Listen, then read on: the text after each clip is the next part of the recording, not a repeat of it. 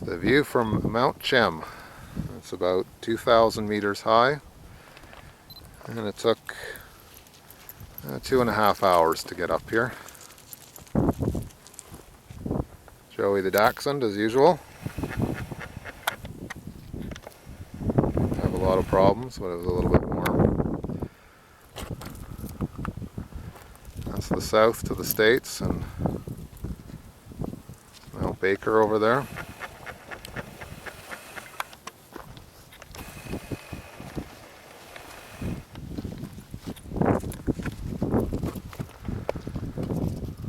And to the east, and towards Hope,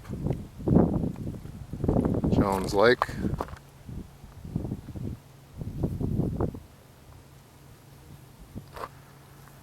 and Harrison Lake on the highway.